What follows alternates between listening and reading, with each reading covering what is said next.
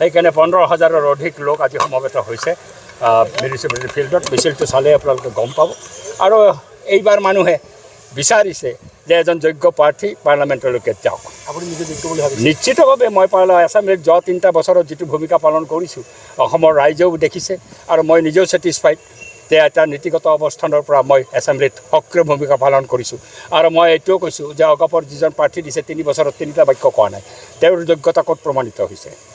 এতিয়া দেখা গৈছে যে আপুনি আশা কৰিছিল যে কংগ্ৰেছে প্ৰাৰ্থী উঠাই ল'ব। কংগ্ৰেছ এতিয়া আমাৰ কাৰণে ফেক্টৰ নহয়। কংগ্ৰেছে প্ৰাৰ্থী দিছে, পিপুলে সিদ্ধান্ত ল'ব। জনসাধাৰণৰ ঐক্য গঢ়ি উঠিছে।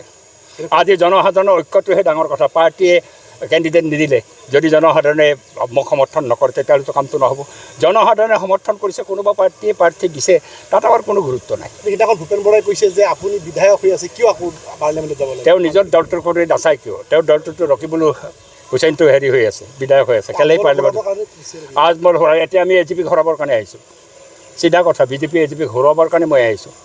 আৰু এটা বৃহত্তৰ মঞ্চত গৈ পেলাই পাৰ্লামেণ্টত অসমৰ জ্বলন্ত সমস্যা ইমান দিনতো বিজেপি যিবিলাকক পঠায় নিমাতী কন্যাৰ ভূমিকা লৈ আছে। আন এজন নিমাতী কন্যা বৰপেটা লোকসভাৰ পৰা পঠাব খুজিছে, যি কাৰ বিৰোধিতা নকৰে, কাক সমৰ্থন কৰে, কাৰ সপক্ষে ভোট দিয়ে।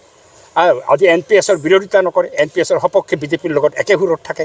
তেনেকুৱা দলৰ প্ৰাৰ্থী এজন পঠাব খুজিছে যি এছেম্বলিতে 3 বছৰত 3টা বাক্য কোৱা নাই। এতিয়া পাৰ্লামেণ্টত গৈ পেলাই তেওঁ কথা ক'ব লাগিব। বিৰোধী ঐক্য নহ'ল, এতিয়া তৃণমূলৰ বিৰোধী ঐক্য নহ'ল, কিন্তু জনগণৰ ঐক্য হৈছে।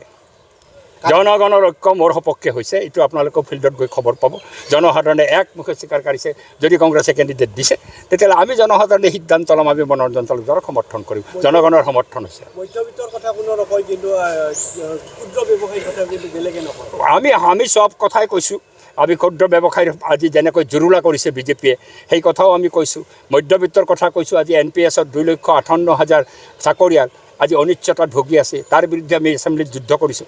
পাৰ্লামেণ্টত আজি এইখন আইন যিহেতু পাৰ্লামেণ্টত হৈছিল অটল বিহাৰী বাজপেয়ীৰ দিনত, এই আইনখন বাতিল কৰাৰ কাৰণে পাৰ্লামেণ্টত আমি যুঁজ কৰিবলৈ যাব ওলাইছোঁ। ঠিক আছে, ধন্যবাদ।